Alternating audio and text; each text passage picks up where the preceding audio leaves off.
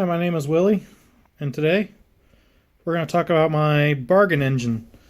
Now, for those of you that might not know, this is an engine I got for $50. If you want to see the first looks at this engine, I'll put the video in the description below. And I got a little bit of an update on it. So, I found out from my local engine guy that he can bore out an engine no problem, but unfortunately no one locally can grind down the crank journals for undersized rods.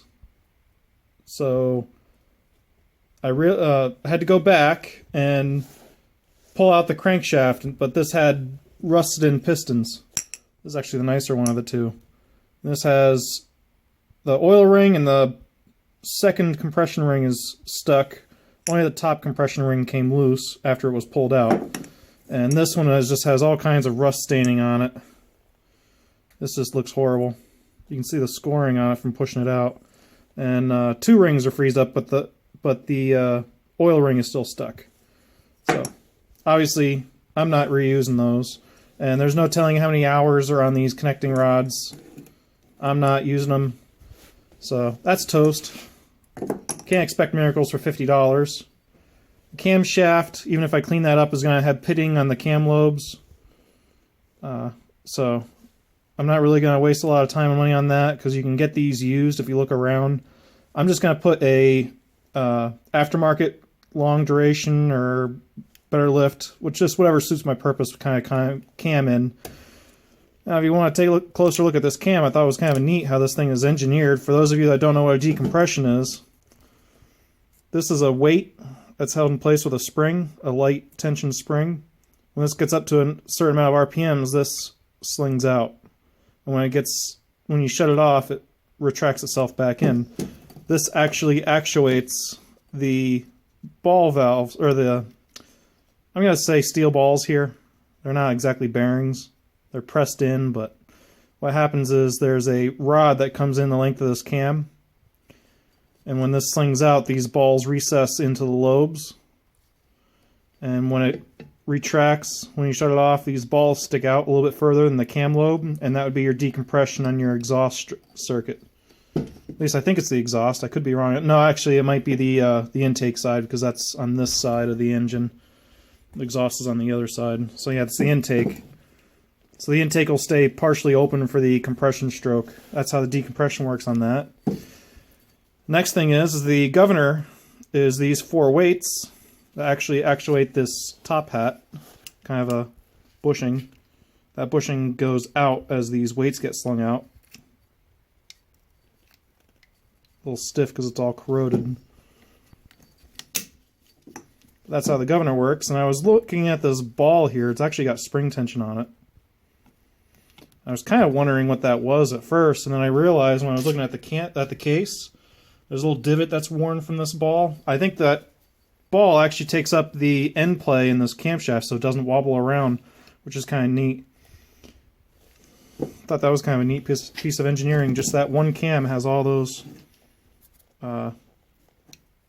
engineered extras on it to make it work. So that's going to get replaced. And like I said, I pulled the crankshaft out to take a look at it.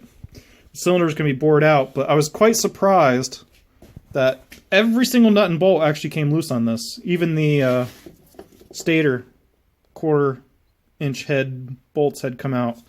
And the stator actually doesn't even look in bad shape. I don't see any swollen up metal. The coils look good. They're not mushroomed out.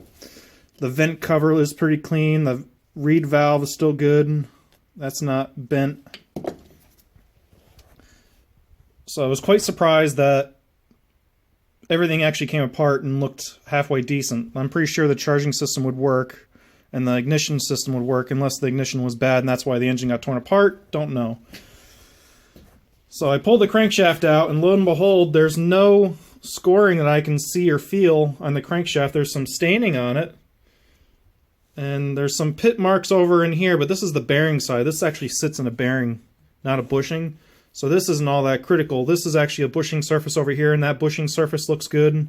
This is where the oil is fed in from the oil pump, and it comes out here for the connecting rods. There's two holes for the connecting rods to lubricate those. So, pretty nice setup.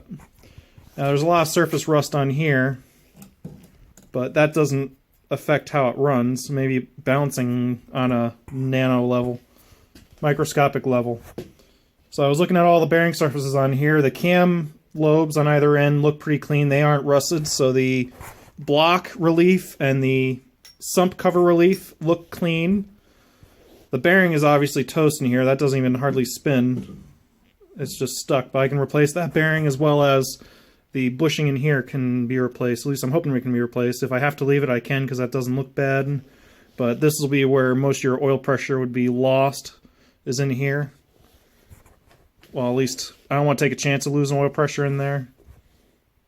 So that all looks good. I don't see any heavy pitting in the cylinders. There's still some rust, surface rust in there that's a little bit worse than what you can hone out. You can see it in the bottom.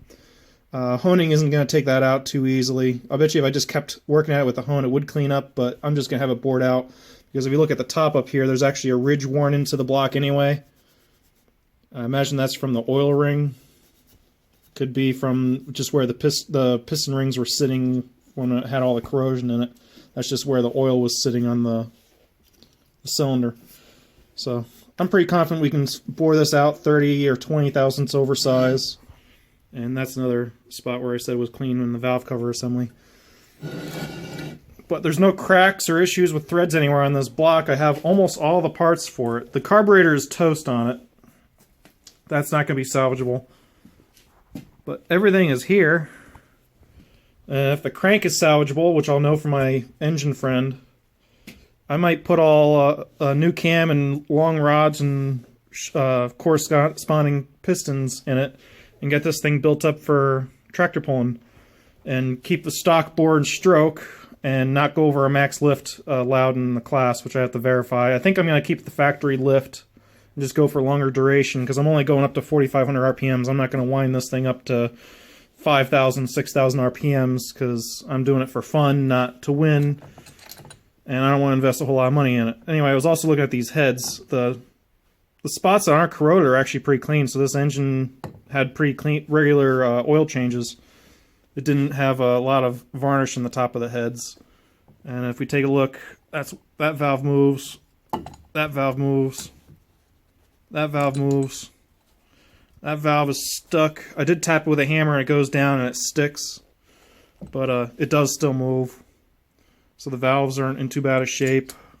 This is the worst looking cylinder. I imagine the valve would have to be remachined, but it's not like it's bent. So I'll drop these off to get checked out. We're going to get rid of these springs and put different set of springs in there for the different cam anyway. And the surface rust on top of here can be cleaned up. And like I said, the block was only a $50 block, so even if I put it together and there's imperfections in here, I'm not really going to cry over it because it's not like it's a hugely valuable engine. So I was going over it, and this is the shim for the crankshaft. I was quite surprised to find that everything looks rebuildable.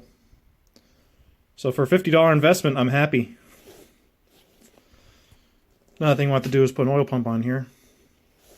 So that's the plan for this engine. Not sure when I'll get around to it. But I'll let you know when I get it done.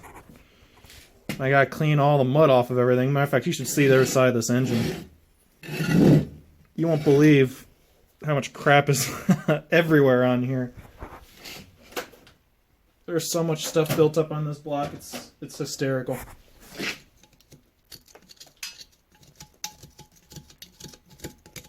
A lot of crap in there. There's a bottom somewhere.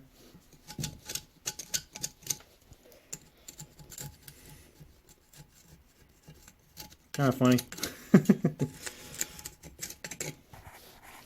Oh, another thing I gotta do with my engine friend is I have to have him magnaflex the flywheel, make sure there's no cracks in that before I go spinning it at high RPM. So there's your update for you. Next video I'm gonna be doing is I'm gonna be doing a video for a YouTube channel, Can't Kill Me. He was asking me about, or he was looking for some information on the interweb on how to do throttle cables for the old Simplicity tractors or the cast iron engines, Briggs & Stratton engines. So I'll do that probably tomorrow after I get everything taken care of, probably in the afternoon. Might even do a live stream on it, I don't know. That's just hearsay. You didn't hear me say that. So if you like the video, make sure you give me a thumbs up. And have a good day. Thanks for watching.